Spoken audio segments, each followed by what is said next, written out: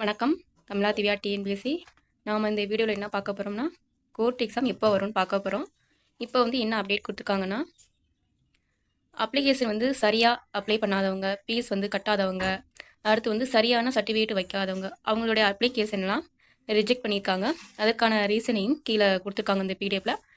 யார் யார் அப்ளை பண்ணியிருந்தீங்க, அவங்களோட நேம்லாம் கொடுத்துருக்காங்க. அதில் ரிஜெக்ட் பண்ணவங்களோட லிஸ்ட்டு மட்டும் தான் அதில் கொடுத்துருக்காங்க. காரணமும் சொல்லியிருக்காங்க. ஃபீஸ் கரெக்டாக கட்டாதவங்க, ஃபீஸ் டேட் முடிஞ்சு கட்டினவங்க அவங்களோட லிஸ்ட்டு, அப்புறம் விடோ அவங்க சரியாக சர்டிஃபிகேட் வைக்காமல் விடோங்கிற அப்ளிகேஷனை மட்டும் கிளிக் பண்ணி வச்சுருப்பாங்க. அந்த மாதிரி உள்ளவங்களோட எல்லா அப்ளிகேஷனையுமே ரிஜெக்ட் பண்ணிட்டாங்க. மொத்தம் இதில் மொத்தம் 500 பேர் இருக்கும். இந்த 500 பேர் லிஸ்ட்டுமே இது புதுக்கோட்டை மாவட்டத்துக்கு உள்ளது. ஒவ்வொரு டிஸ்ட்ரிக்ட்லேயும் இன்னொரு லிஸ்ட்டு விட்டுருப்பாங்க.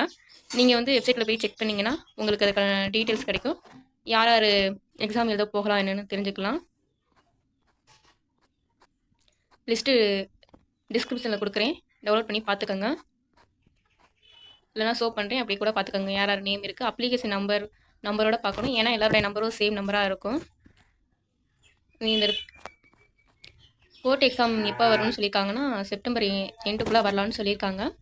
செப்டம்பர் மாதம் இறுதியில் கண்டிப்பாக தேர்வு நடக்கும்னு சொல்லியிருக்காங்க. அனைத்து மாணவரும் அதுக்கு தயாராக இருங்கள். நன்றி, வணக்கம். கமலா திவ்யா டிஎன்பிஎஸ்சி. வீடியோ நினச்சுன்னா லைக் பண்ணுங்கள், ஷேர் பண்ணுங்கள். நன்றி.